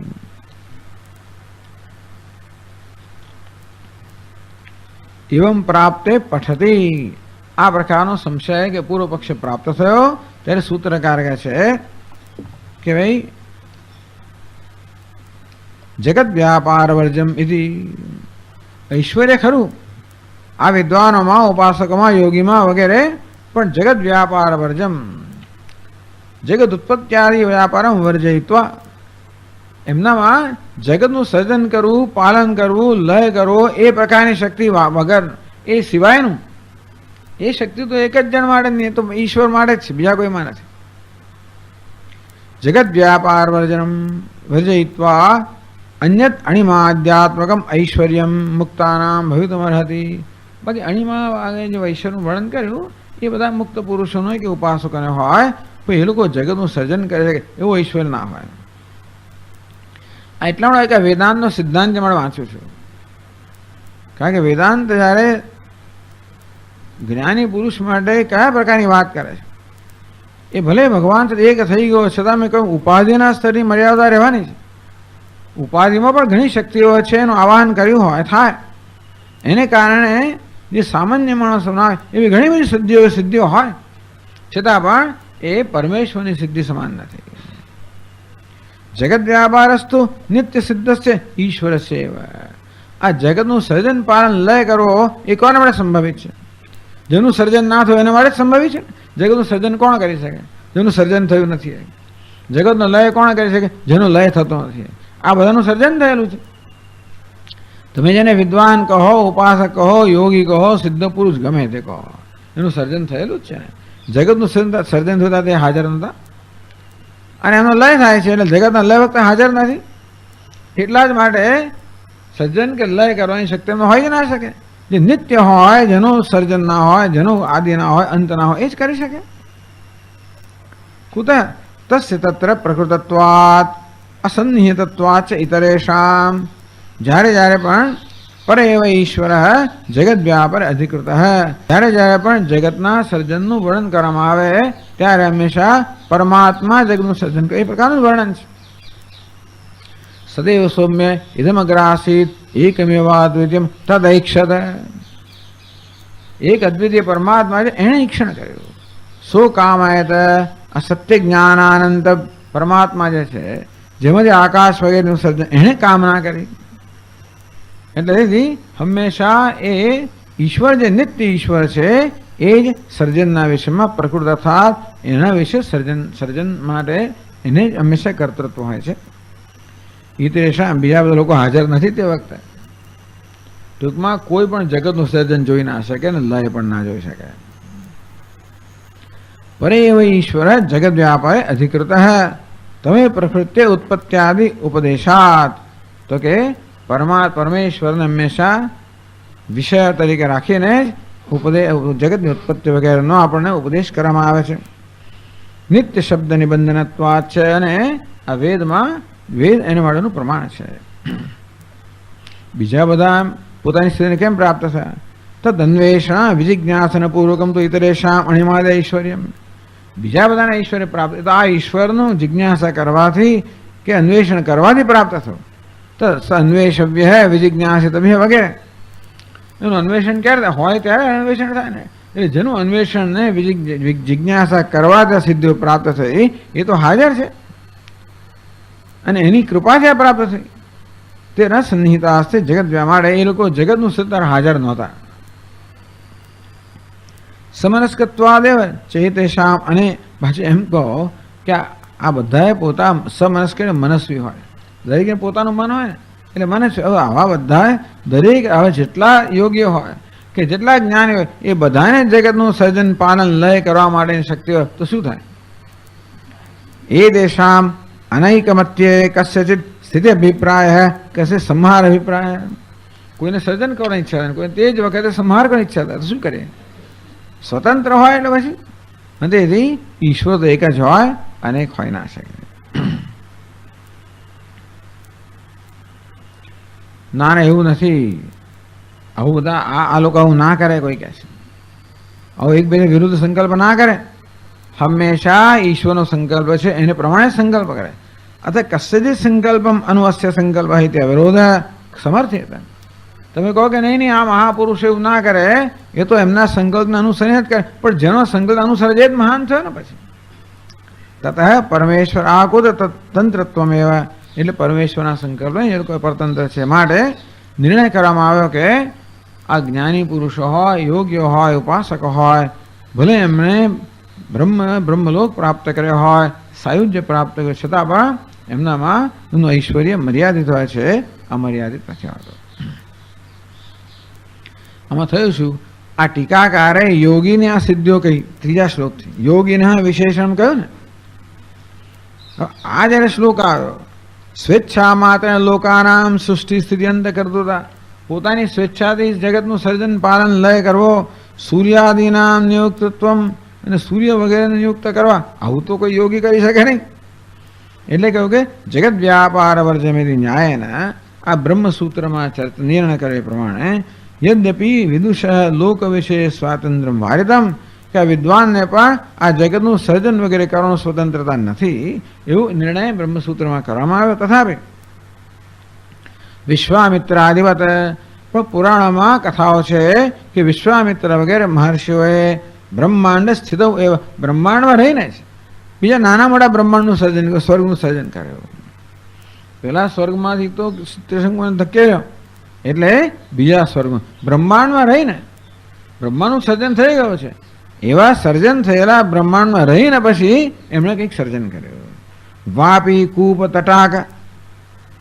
વાપી વાવ બનાવે, કુવા બનાવ્યા, પછી તળાવ બનાવ્યા, નગરી બનાવી, વન ગીરી પર્વતો, વિહાર સ્થળ, તો હરવા ફરવા સ્થળ, બગીચા વગેરે બનાવ્યા. સૃષ્ટિ આદિ અભિપ્રાય. એટલે આ 16મા શ્લોકને જો આપણે યોગીમાં ઘટાડવો હોય તો લોકનો અર્થ માત્ર આવો જ કરવો પડે. કેવો લોક? આવો વાપી કૂપ તળાક વગેરેનો એવો લોક અર્થ કરવો પડે. અને એમાં બાકી જે સૂર્ય વગેરે હોય તે બાકી આ સૂર્યનું નિયંત્રણ કરવું કે આ જગતનું સર્જન કરવું એ અર્થમાં આ શ્લોકને ના ઘટાડી શકાય. એટલે આ બધું વર્ણન જેવું કર્યું છે કે મોટાભાગના શ્લોક તો ઈશ્વરને જ લાગુ પડે. વશિત્વ નામને હવે સિદ્ધિનું વર્ણન કરે છે. સલોકપાલા સર્વેપી લોકા સ્વવશવર્તિનઃ તદૈશ્વર્યમ વશિત્વાખ્યમ સુલભમ શિવયોગિનામ યસ્ત્વેવં બ્રાહ્મણો વેત્તિ તસ્ય દેવા વશે સ્થિતાઃ કિં પુનક્ષ્માપતિવ્યાઘ્ર વ્યાળ સ્ત્રી પુરુષાદયઃ. વશિત્વ ટૂંકમાં બીજાને વશમાં રાખવા એ પ્રકારનો, બધાને વશમાં રાખવા એ પ્રકારની સિદ્ધિ. સલોકપાલઃ સર્વેપી લોકાઃ સ્વવશવર્તિનઃ. લોકપાલ સહિત બધા લોકને પોતાને વશવર્તી રાખવા. તો રાવણની સભાના વર્ણનમાં હું આવે, બધા લોકપાલ 10 ત્યાં આગળ હાથ જોડીને ઉભેલા હોય અને રાવણ પોતાના તરફ જોએ એની કૃપા દ્રષ્ટિ થાય એની આકાંક્ષા કરતા હોય, થરથર કાંપતા હોય, કદાચ પોતાને જોઈને કંઈક બોલશે એવું પણ ખરું, અથવા પોતાને જરા કૃપા કરે એવી આટલી રાવણની આવી કૃપા મેળવવા માટે બધા લોકપાલ એની સભાની અંદર ઉભા હોય એવું વર્ણન છે. ટૂંકમાં રાવણે આ લોકપાલ સહિત બધા લોકોને પોતાને વશ કરે, સ્વવશવર્તિનઃ. તદૈશ્વર્યમ વશિત્વાખ્યમ, એ ઐશ્વર્યને વશિત્વ કહે છે. એ પણ ભગવાન રામચંદ્રજીના ઐશ્વર્ય સામે કશું નથી એવું હોવા છતાંય પણ એને કેટલો સમજાવે, તને ખબર નથી આ તારું ઐશ્વર્ય બરોબર છે, તું એમ ના માનીશ કે આ નિરંકુશ ઐશ્વર્ય છે, જેને કારણે તારો ઐશ્વર્ય છે એ અહીંયા આગળ છે. મંદોદરી સમજાવે, જેને કારણે તારામાં ઐશ્વર્ય છે એ આ છે. હનુમાનજી એવું બધાએ કેટલાય લોકોએ કહ્યું એને, પણ ના એ તો માન્યો જ નહીં. એને એમ કે મારા સમાન મારું બાહુબળ કોનું છે, મારું ઐશ્વર્ય કોનું છે, મેં કોઈ શસ્ત્રનો પ્રયોગ તો કર્યો, એમ બાહુબળથી જ બધાને મેં બધાને પરાજિત કર્યા, મારા અસ્ત્રશસ્ત્રની વાત જ જુદી છે. તદૈશ્વર્યમ વશિત્વાખ્યમ સુલભમ શિવયોગીના, એ શિવયોગી હતો ને, અને તેથી શિવની ઉપાસના કરનાર યોગીઓ માટે આ પ્રકારનો ઐશ્વર્ય પણ સુલભ બને છે. બધા રાક્ષસો આવાના આવા જ હતા ને, શિવજી ના હોય, કંઈ હરિ ના હોય, જેના હોય ને શિવજીના બધા હોય ને બ્રહ્માજીના હોય, કોઈ વિષ્ણુના ભક્તો નથી, એમને આવું કંઈ આપે પાપે નહીં ટૂંકમાં. એટલે આ લોકો આપી દે, બ્રહ્માજી ને વિષ્ણુ શિવજી છે ને આ પ્રકારનો ઐશ્વર્ય આપી દે. પહેલાં તો જાણતા હોય ને એટલે પછી એ આવે ને બધું સરખું કરે. પણ એટલે હિરણ્યકશિપુ કહો, હિરણ્યાક્ષ કહો, આ બધા એ અસુરો આ પ્રકારનો ઐશ્વર્ય પ્રાપ્ત કરેલો. શિવયોગીના મુક્તમ ઐશ્વર્યમ સુલભમ ઇતે તો પ્રમાણશ્રુતિમ. એવું કેમ કહો છો ભાઈ? શિવયોગીને એટલે જે સદાશિવ જે આત્મા છે એના યોગીને આ પ્રકારનો ઐશ્વર્ય સુલભ છે, એને વાળાનું પ્રમાણ શું? યસ્તુ એવમ બ્રાહ્મણો વિદ્યાત તસ્ય લોકા તસ્ય દેવા અસન્વશે. તો પુરુષ સૂક્તમાં બીજાનું વાક્યમાં એમાં એ જ અહીંયા આગળ કહેવામાં, યસ્તુ એવમ બ્રાહ્મણો વેત્તિ, જ્યારે બ્રાહ્મણ એટલે બ્રહ્મજ્ઞાની અને જાણે ત્યારે તસ્ય દેવા અસન્વશે. બૃહદારણ્યમાં કહેવામાં આવ્યું કે દેવતાઓ પણ હવે એને કોઈ રીતે એના માર્ગમાં વિઘ્ન ના નાખી શકે, કારણ કે એ દેવતાઓનો પણ સ્વામી થઈ ગયો, દેવતાઓનો પણ આત્મા છે, આત્મા સ્વામી જ હોય. એટલે શિવયોગી કોણ કહેવાય? જે સદાશિવને આત્મરૂપે જાણે છે. એ સદાશિવને આત્મરૂપે જાણતો હોવાના કારણે એ બધાનો આત્મા થયો, બધા દેવતાઓનો પણ આત્મા થયો. અને તેથી જ્યારે દેવતાઓ એના વશમાં હોય તસ્ય દેવા અસન્વશે, એ દેવતાઓ પણ જ્યારે એના વશમાં હોય ત્યારે કિમ પુનઃ ક્ષમાપતિ, ક્ષમાપતિ એટલે રાજા પૃથ્વીપતિ, વ્યાઘ્ર એટલે વાઘ, વ્યાર એટલે સર્પ, સ્ત્રી પુરુષા સ્ત્રી પુરુષો વગેરે એના વશમાં હોય. એમાં કહેવાનું શું હતું?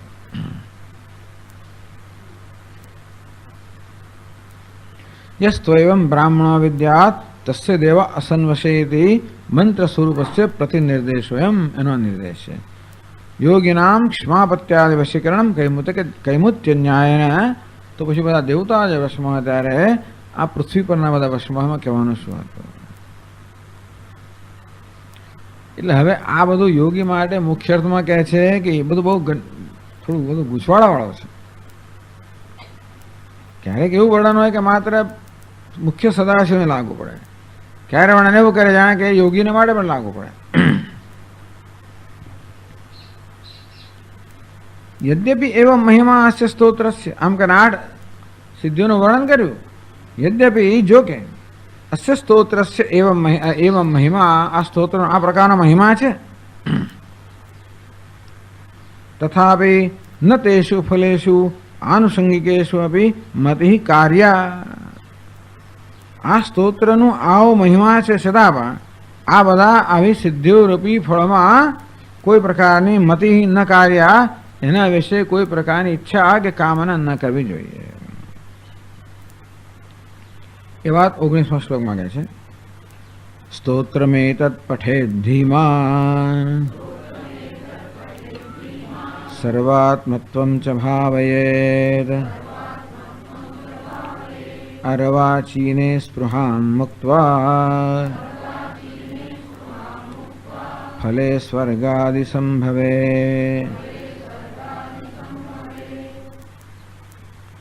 स्तोत्र में तत् पठे धीमान धीमान बुद्धिमान विवेक मनुष्य आ स्तोत्रનો પાઠ કરે। સર્વાત્મત્વમ જ ભાવે આ સ્તોત્રનો પાઠ કરે તો ભાવના કોની કરવી? એવું છે યજ્ઞ યાગાદિ કરે તો કોની ભાવના કરો છો? સ્વર્ગની ભાવના કરો તો સ્વર્ગ પ્રાપ્ત થાય। કર્મ કરી દેવો તો જેની ભાવના કરો એ વસ્તુ પ્રાપ્ત થાય। તો તે રીતે આ સ્તોત્રના પઠન શ્રવણ મનન ધ્યાન સંકીર્તન આ પ્રકારનું આપણે જ્યારે કાર્ય કરતા હોઈએ ત્યારે શેની ભાવના કરવાની? આ બધી અણીમાં સ્તોત્રમેતદ પઠેદ ધીમાન સર્વાત્મત્વમ ચ ભાવેત અર્વાચીને સ્પૃહાં મુક્ત્વા ફલે સ્વર્ગાદિ સંભવે। સ્વર્ગાદિ સંભવે ફલે અર્વાચીને ફલે સ્પૃહાં મુક્ત્વા। આ સ્વર્ગાદિ વગેરે સંભવિત હોવા છતાં પણ એ બધા ઉતરતા ફળ હોવાના કારણે એમના પ્રત્યે સ્પૃહાનો ત્યાગ કરીને ધીમાન અર્થાત બુદ્ધિમાન કે વિવેકી મનુષ્ય સર્વાત્મત્વમ જ ભાવેત આ સ્તોત્રના સેવનનું સેવન કરતી વખતે સર્વાત્મત્વની ભાવના કરવી જોઈએ। આ ભાવના મહત્વની છે। યજ્ઞ યાગાદિ કરતી વખતે પણ સ્વર્ગમ ભાવે જેની ભાવના કરી હોય એ એનું ફળ મળે। તે રીતે જો આપણે સિદ્ધિની ભાવના કરીએ તો એ ફળ મળે, જ્યારે જો સર્વાત્મત્વની ભાવના કરીએ તો બંને ફળ મળી શકે એમ છે। પણ સર્વાત્મત્વની ભાવનાને એ ફળ મળવાથી આ સિદ્ધિઓ આપોઆપ મળશે, આની ભાવના કરવાથી સર્વાત્મત્વ નહીં મળે। પછી કહે છે ન પરિગણિતમ ઐશ્વર્યમ સર્વાત્મ ભાવના મહાત્મ્યેન યદ્યદ અભિલષિતમ તદ અખિલમ ભવેત। કે સર્વાત્મ ભાવના મહાત્મ્યેન આ સર્વાત્માની ભાવનાથી કે સર્વાત્માના જ્ઞાનના મહાત્મ્યથી અહીં જેની ગણના કરવામાં આવી એટલું ઐશ્વર્ય મળે એવું જ નહીં। યદ્યદ અભિલષિતમ તદ અખિલમ ભવેત। જે કશાયને પણ ઈચ્છા રાખવામાં આવે એ બધું જ થતું હોય છે। એ વાત 20મા શ્લોકમાં કહે છે સર્વાત્મ ભાવ સામ્રાજ્ય નિરંતરિત ચેતસામ પરિપક્વ સમાધિનામ કિમ કિમ નામ ન સિદ્ધ્યતે। સર્વાત્મ ભાવ સામ્રાજ્ય નિરંતરિત ચેતસામ સર્વાત્મ ભાવરૂપી સામ્રાજ્ય એનું નિરંતર સર્વાત્મ ભાવરૂપી સામ્રાજ્યની જ અનુસંધાન કરનારા જે છે પોતાના ચિત્તને નિરંતર સર્વાત્મ ભાવરૂપી સામ્રાજ્યમાં જ કેન્દ્રિત કરનારા છે। પરિપક્વ સમાધિના એને કારણે દીર્ઘકાળ આ પ્રકારની ભાવના કરવાથી જે લોકોએ પરિપક્વ સમાધિ એટલે કે એની સાથે ઐક્ય પ્રાપ્ત કર્યું છે, ઐક્યમાં નિષ્ઠા પ્રાપ્ત કરી છે। કિમ કિમ નામ અને સિદ્ધથી શું એવું છે જે સિદ્ધ ના થાય? બધું જ સિદ્ધ થાય। એટલા જ માટે આ બધી ક્ષુદ્ર વસ્તુની ભાવના ન કરવી, સર્વાત્મત્વની ભાવના કરવી। કુતઃ શા પરથી કહો છો કે આ રીતે સર્વાત્મા બધું સિદ્ધ થાય? એની વાત પછીના શ્લોકમાં કરે છે સ્વર્ગાદિરાજ્યમ સામ્રાજ્યમ મનુતે નહિ પંડિતઃ તદેવ તસ્ય સામ્રાજ્યમ યસ્તુ સ્વરાજ્યમાત્મને।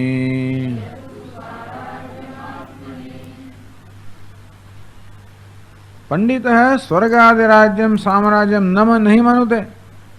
જે પંડિત છે વિવેકી છે તો સ્વર્ગાદિરાજ્ય જે છે ને એને સામ્રાજ્ય નથી માનતો। તો સ્વરાજ ભવતી આપનોથી સ્વરાજ્યમ એ સ્વરાજ્યમ સામ્રાજ્યમ પ્રાપ્ત કરે છે, પરંતુ પંડિત કે વિદ્વાન જે છે કે વિવેકી છે એ સ્વર્ગાદિ રાજ્યને સ્વરાજ્ય નથી માનતો। તદેવ તસ્ય સ્વરાજ્યમ યતુ સ્વરાજ્યમાત્મને। પણ આત્મામાં જે સ્વરાજ્ય છે એ જે પંડિતમાં જે સ્વરાજ્ય હોવાને કારણે એ બીજું કશું ઈચ્છતો નથી। સ્વર્ગાદિ રાજ્યમ સામ્રાજ્યમ કસ્માત પંડિતો ન મનુતે। સ્વર્ગનું રાજ્ય વગેરે પ્રાપ્ત થાય એને પંડિત સ્વરાજ્ય કેમ નહીં માનતા હૈ? એના ઉત્તરમાં કહ્યું અતઃ આહ સર્વાત્મ ભાવનાવંત 22મા શ્લોકમાં કહે છે સર્વાત્મ ભાવનાવંતમ સેવન્તે સર્વસિદ્ધયઃ તસ્માદાત્મનિ સામ્રાજ્યમ કુર્યાન નિયતમાનસઃ.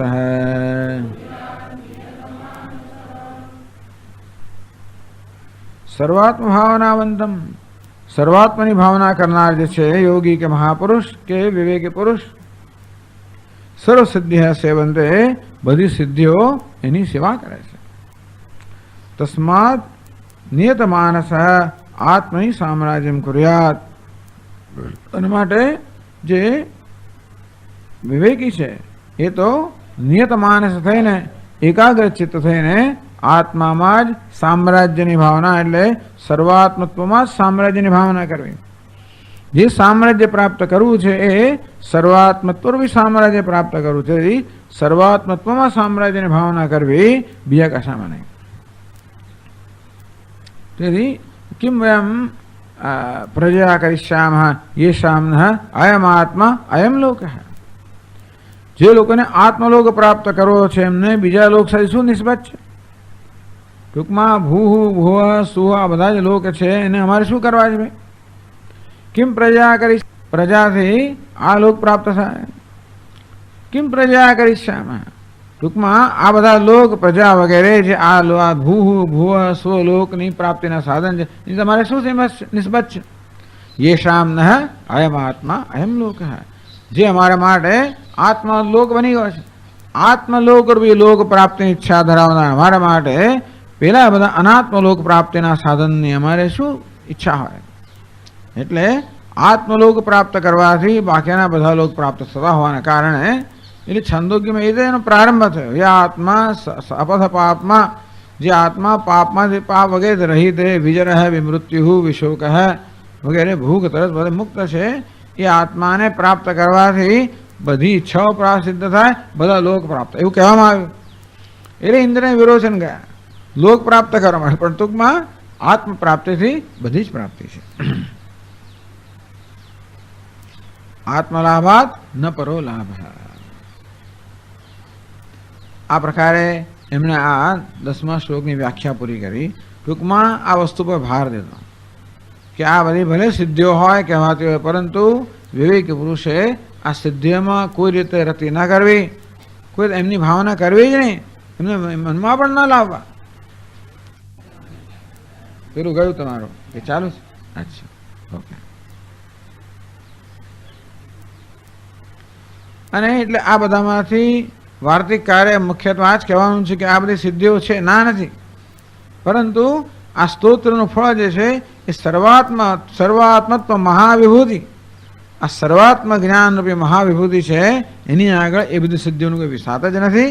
અને માટે એક તો એ કે સર્વાત્મત્વ પ્રાપ્ત થાય તેથી આ બધું પ્રાપ્ત થશે જ, પણ કશું ના પ્રાપ્ત થાય તોય ચિંતા નથી, કારણ કે સર્વાત્મત્વ જે સિદ્ધિ છે એના આ બધા લેશ ના પણ લેશ છે. માટે એમની કોઈ રીતે ભાવના કરવી નહીં, એમના પ્રત્યે આકર્ષાવ નહીં, એમના પ્રલોભનમાં પડવું નહીં, એમ કહીને વૈરાગ્ય બતાવો.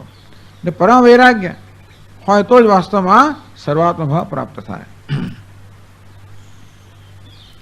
દેવે દક્ષિણામૂર્ત્યાખ્યે ગુરૌ ચ સ્વે ભક્તિમત અસ્મિન સ્તોત્ર અધિકાર ન અન્યસ્યેતિ દર્શયતિ. દેવતા એટલે ભગવાન દક્ષિણામૂર્તિ, અને સ્વે ચ ગુરૌ અને પોતાના ગુરુ, ભક્તિમત ભગવાન દક્ષિણામૂર્તિ જેની દેવ નામની સંજ્ઞા છે આ શ્લોકમાં, અને પોતાના ગુરુ જે પોતાનો ઉપદેશ કરનાર છે એમના પ્રત્યે ભક્તિ ધરાવનારને જ આ સ્તોત્રમાં અધિકાર છે.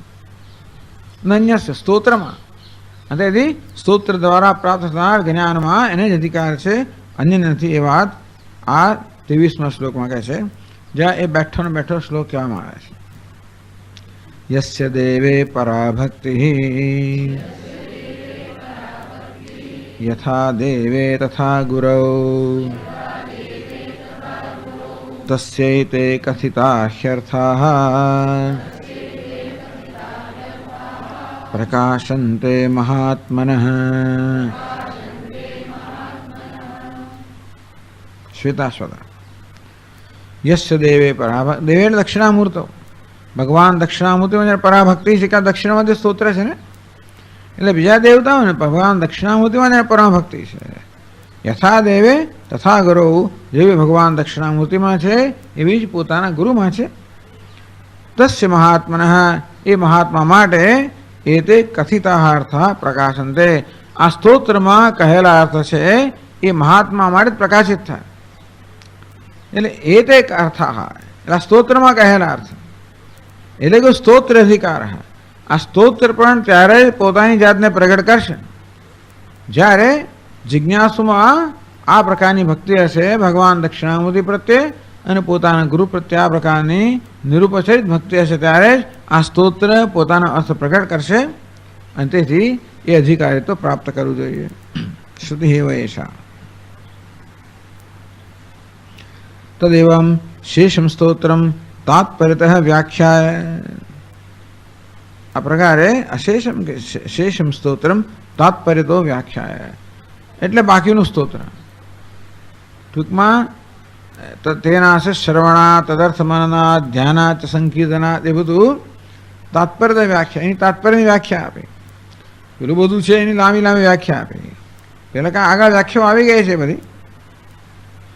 ગ્રંથ પ્રચય વિઘ્નોપશાંતે, આ ગ્રંથના ઉપચાર પ્રચયમાં, એના વિસ્તારમાં, પ્રચારમાં, પ્રસારમાં કોઈ પ્રકારનું વિઘ્ન ન આવે તો આ ગ્રંથના પ્રચાર પ્રસારમાં આવતા વિઘ્નોને શાંત કરવા માટે શિષ્ટાચાર લક્ષણમ મંગલમ, એમણે કે બહારથી મંગલ કરવાનું જરૂર, કારણ કે એમનું મન તો એમાં લાગેલું જ છે, છતાં શિષ્ટાચાર, શિષ્ટ લોકો જે પ્રકારનો આચાર કરતા હોય, એટલે કેળવાયેલા લોકો, સંસ્કારી લોકો જે પ્રકારનો આચાર કરતા હોય એ પ્રકારનો આચાર પોતે પણ સ્વીકારે છે.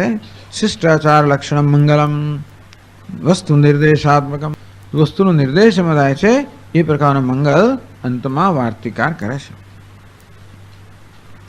પ્રકાશાત્મિકયા શક્ત્યા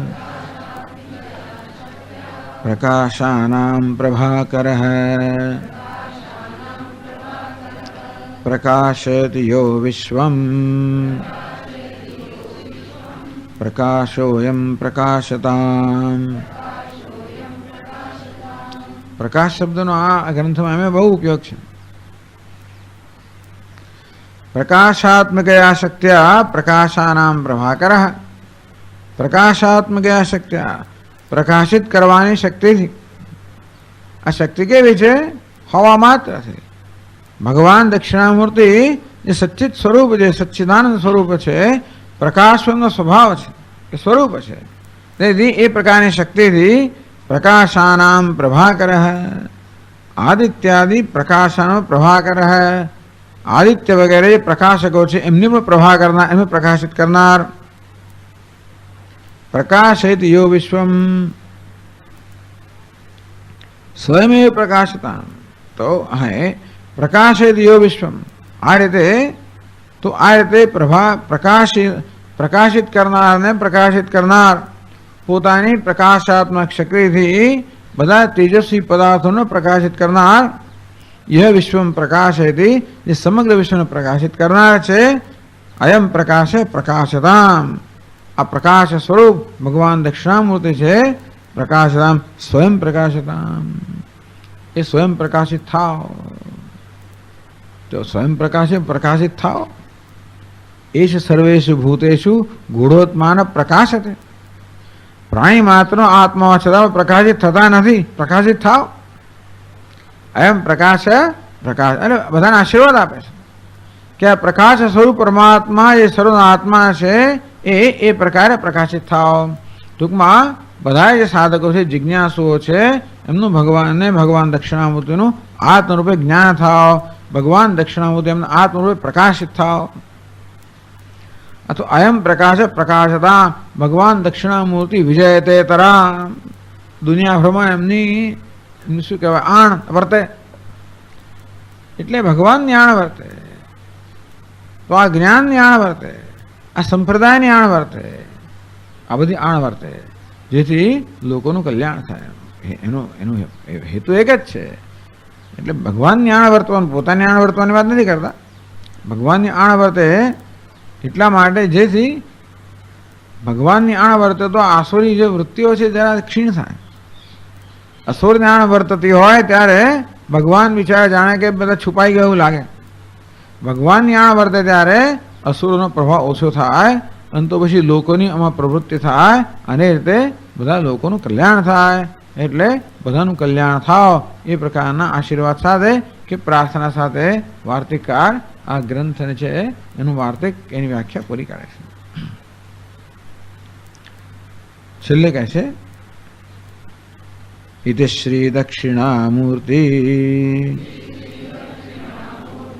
સ્તોત્રાર્થ પ્રતિપાદકે પ્રબંધે માનસોલ્લાસે દશમોલ્લાસ સંગ્રહ. આ પ્રકારે શ્રી દક્ષિણામૂર્તિ સ્તોત્રાર્થ પ્રતિપાદકે પ્રબંધે માનસોલ્લાસે, આ માનસોલ્લાસનો પ્રબંધ કે રચના જે શ્રી દક્ષિણામૂર્તિ સ્તોત્રના અર્થનું પ્રતિપાદન કરનાર છે એમાં દસમો ઉલ્લાસ છે એ સંક્ષેપમાં કહેવામાં આવ્યો. ઇતિ શ્રી સુરેશ્વરાચાર્ય કૃતમ માનસોલ્લાસાખ્યમ દક્ષિણામૂર્તિ સ્તોત્ર ભાવાર્થ વાર્તિકમ સમાપ્તમ. અને છેલ્લા પાના પર તો રામતીર્થ જેમણે ટીકા લખી છે દશમ શ્લોક વ્યાખ્યાન ઉપસમર્દી ઇત્યાદિ. ઇતિ શ્રી માનસોલ્લાસ પ્રબંધોયમ યથામતિ વ્યાખ્યાતો રામતીર્થેન ગુરુદેવ પ્રસાદતઃ અનેન ભગવાન શ્રીમદ દક્ષિણાશામુખ શિવ પ્રિયતામ ભજતામ નિત્યમ તત્વજ્ઞાન પ્રદર્શતામ. ઇતિ આ પ્રકારે શ્રી માનસોલ્લાસ પ્રબંધ, માનસોલ્લાસનું નામ છે એ ભગવાન વાર્તિકાને રચના જે છે એમ પ્રબંધ રામતીર્થેન યથામતિ વ્યાખ્યાત. રામતીર્થ નામના વિદ્વાને પોતાની મતિ પ્રમાણે આ માનસોલ્લાસ નામના પ્રબંધની આ રચનાની વ્યાખ્યા કરી. તે કેવી રીતે કરી?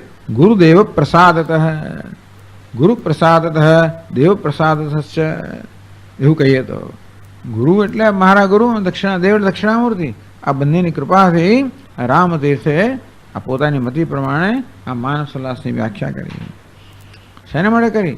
અનેન શ્રી ભગવાન દક્ષિણાશામુખ શિવ પ્રિયતા. તો અમારી વ્યાખ્યા ભગવાનના ચરણમાં સમર્પિત કરીએ છીએ જેથી દક્ષિણાશામુખ શિવ ભગવાન શિવજી જે દક્ષિણ દિશામુખ કરીને બેઠેલા હતા દક્ષિણામૂર્તિ ભગવાન પ્રિયતામ તો પ્રસન્ન થાઓ, ભજતામ નિત્યમ તત્વજ્ઞાન પ્રદર્શતામ. ભગવાન દક્ષિણામૂર્તિ કેવા છે?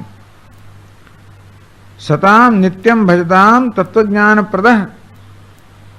જે સત્પુરુષો એમનું નિત્ય ભજન કરે છે, જે સત્પુરુષો એમ નિત્ય ભજન કરે છે એમને તત્વજ્ઞાન પ્રદાન કરવાનો સ્વભાવ છે. તત્વજ્ઞાન પ્રદાન કરનારા ભગવાન દક્ષિણામૂર્તિ અમારી આ વાક્ય વ્યાખ્યાથી પ્રસન્ન થાઓ. એ પ્રસન્ન થઈને જે સત્પુરુષો છે જે નિત્ય એમનું ભજન કે સેવન કરનારા છે એમને તત્વજ્ઞાન પ્રદાન કરો. એમ કે પોતાની તે પણ આશીર્વાદ આપે, પ્રાર્થના કરે છે કે આશીર્વાદ આપે છે. ઇતિ શ્રીરામતીર્થ વિરચિત માનસોલ્લાસ વૃત્તાંતાખ્ય માનસોલ્લાસ વ્યાખ્યા પ્રબંધ સમાપ્ત. અર્થે માનસોલ્લાસની વૃત્તાંત નામનો આવું નામ આપ્યું, માનસોલ્લાસ વૃત્તાંત. એ જેનું નામ છે એવી આ વ્યાખ્યા જે છે એ વ્યાખ્યા સમાપ્ત થઈ. તો આ પ્રકારે આ દક્ષિણામૂર્તિ સૂત્ર ભગવાનની દેવને ગુરુની કૃપા, ગુરુદેવ પ્રસાદ એ સિવાય થાય જ નહીં. આ વસ્તુ તો પ્રસાદ સિવાય થાય જ નહીં. એટલે ભગવાન દક્ષિણામૂર્તિ, આપણા ગુરુદેવ ભગવાન લકુલીશ, કૃપાળાજી મહારાજ આ બધાની કૃપાઓ પ્રાપ્ત થાય ત્યારે જ આ વસ્તુ શક્ય બને. એટલે એક તો દર વર્ષે એક શિબિર થવો અને આ પ્રકારે ન્યાય આપી શકવો. એક તો આ વસ્તુનું અધ્યયન કરવામાં રસ દેખાડો એ જ મોટી વસ્તુ છે. એટલે જે લોકો દર વર્ષે વર્ષો વર્ષ આવતા હોય છે, આવો ગ્રંથનો અભ્યાસ કરવો એ તો જરા થોડું માથાનું કૂટવા જેવું તો છે જ બધું. છતાં પણ એટલે એવા વિભાગો આવે આમાં, છતાં પણ એ બધી વસ્તુ સહન કરીને પણ વર્ષો વર્ષ બધા લોકો જે આવ્યા અને આ રીતે એ બતાવે છે, ભક્તિભાવ બતાવે છે. કહ્યું ને કે ભાઈ ભજતામ નિત્યમ અન્નમ ભજન અન્નમ સેવન. તો એટલે જરા થયું છોડી દીધું, ના થયું જરા, એટલે પોતાની સ્વચ્છંદતા કે મનસ્વી પણ એવું નથી કે ના ભાઈ આ તો ના આવું આમાં આવે છે ને તેવું એમ કે હશે, જતા રહ્યા હશે લોકો. કેટલાક એવા લોકો હશે જેમણે વર્ષો વર્ષ આનું સેવન કર્યું છે. હવે એવું છે ને કે આવા મોટા ગ્રંથમાં બધા પ્રકારની ચર્ચા આવે છે અને વાર્તિકકાર તો હદ જ આ કમાલ કરી છે આ ગ્રંથમાં. એટલે દક્ષિણામૂર્તિના 10 શ્લોકોને લઈને બધા જ દર્શનના બધા જ ઉપયોગી અંશ આપણે આપી દીધા. મુખ્યત્વે તો વેદાંતનું ચિંતન કરવું, સર્વાત્મ ભાવ છે, સર્વાત્મત્વની ભાવના કરવી, સર્વાત્મત્વનું અનુસંધાન કરવું, એ જ આ દક્ષિણામૂર્તિ સ્તોત્રનો એનું મુખ્ય તાત્પર્ય છે, એનો પ્રયાસ છે, પ્રયોજન છે. અને એ પ્રયોજન કેમ સિદ્ધ થાય? તો આ પ્રકારે સર્વાત્મત્વનું અનુસંધાન કરવા માટે જે કંઈ સામગ્રીની આવશ્યકતા હતી, આપણે એમ લાગે આ જરા આપણા વિષયાંતર થઈ રહ્યું છે વગેરે એવું લાગે આપણે, એવું નથી. કારણ કે આપણા કરતાં બહુ બુદ્ધિશાળી લોકો છે આ બધા. એટલે એ વિષય કોને કહેવાય, વિષયાંતર કોને કહેવાય, કઈ વસ્તુ ક્યાં સંકળાયેલી છે, ક્યાં સંબંધ, બધું જાણનાર છે ને. છતાં પણ એટલે આવા મહાન આચાર્ય આટલા બધા, કારણ કે માત્ર શંકરાચાર્ય પછી જ એમનો નંબર આવે છે.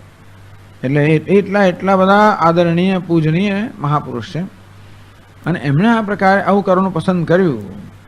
એ જ બતાવે છે કે આ ગ્રંથમાં, આ માનસોલ્લાસમાં જે કંઈ ચર્ચાની જરૂર હતી એ બધી ચર્ચા આવશ્યક ના. સિદ્ધિઓની વાત કરી વૈરાગ્ય માટે છેવટે કહ્યું કે આ સિદ્ધિઓ દ્વારા બીજા વાર દર્શનની વાત કરી આપણા પોતાના વિચારની શુદ્ધિ માટે. અને તેથી કારણ કે જે બધા દર્શનને કારણે જે મનમાં સંશયો જન્મી શકે એ સંશયોનું પણ નિરાકરણ થાય. તદુપરાંત બીજા બધા મહાપુરુષોએ પણ કેવી રીતે ચિંતન કર્યું છે અને એ ચિંતનમાં કયા એની કઈ રીત છે, કયું વલણ છે, કયા આપણી દ્રષ્ટિએ કયા દોષ છે, આ બધી વસ્તુઓ બતાવી એમણે. ના રીતે નિર્દોષ ચિંતન કેમ કરવું એનો પણ બહુ જ સુંદર આપણે પાઠ આપ્યો. એટલે આ રીતે આ એક જ ગ્રંથ, દક્ષિણામૂર્તિ અને માનસોલ્લાસ સાથેનો આ ગ્રંથ, એક જ ગ્રંથ, એનું સેવન બધું જ આવી જાય, કશી વસ્તુ બાકી રહી નથી. દક્ષિણામૂર્તિ સ્તોત્રમાં કશું બાકી નથી, પણ જે રીતે આ વાર્તિકકારે દક્ષિણામૂર્તિ સ્તોત્રની વ્યાખ્યા કરી છે એમાં કશી વસ્તુ બાકી રાખી નથી. તેથી આ એક ગ્રંથ પર્યાપ્ત છે. વારંવાર તેનાશ શ્રવણાત તદર્થ મનનાત ધ્યાનાચ સંકીર્તનાત. તો બહુ એમને વિશ્વાસ છે સ્તોત્રકારને કે આમાંથી સર્વાત્મત્વ મહાવિભૂતિ સહિતમ ઈશ્વરત્વ સ્યાત. તો સર્વાત્મત્વરૂપી મહાવિભૂત સહિત ઈશ્વરત્વ પ્રાપ્ત થાય એમ આશીર્વાદ પણ છે, વિશ્વાસ પણ છે. આશીર્વાદ માટે અત્યંત ઉત્કૃષ્ટ ભગવાન દક્ષિણામૂર્તિની રચનામાં અત્યંત ઉત્કૃષ્ટ રચના ગણાય છે દક્ષિણામૂર્તિ સ્તોત્ર.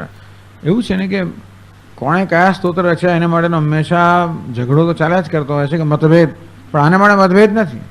આ સ્તોત્ર ભગવાન શંકરાચાર્ય રચેલું છે, એમાં કોઈ મતભેદ નથી.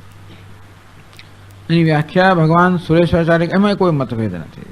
તેથી આપણે આ સ્વાધ્યાય કરી શક્યા એ પણ આ બધા મહાપુરુષોની કૃપા. શંકરાચાર્ય પણ આવી ગયા, સદાશિવ તો આવી જ ગયા, શંકરાચાર્ય પણ આવી ગયા, વાર્તિકકાર પણ આવી ગયા, સ્વયંપ્રકાશ હતી પણ આવી ગયા, રામતીર્થ પણ આવી ગયા અને આ બધા એના આચાર્યો બધા જ આવી ગયા. આ બધાની કૃપા હોય ત્યારે આટલું થાય. હવે આનું અનુસંધાન કર્યા કરવું અને એ પ્રકારે આમાં નિષ્ઠા પ્રાપ્ત કરવી એ પણ કૃપાની પરંપરાની અપેક્ષા રાખે છે, પણ થાય. અને એટલે આ જાતનું મૂલ્ય છે, આવા ગ્રંથોનું અધ્યયન કરવાનું મૂલ્ય હોવું જ મોટી વસ્તુ છે.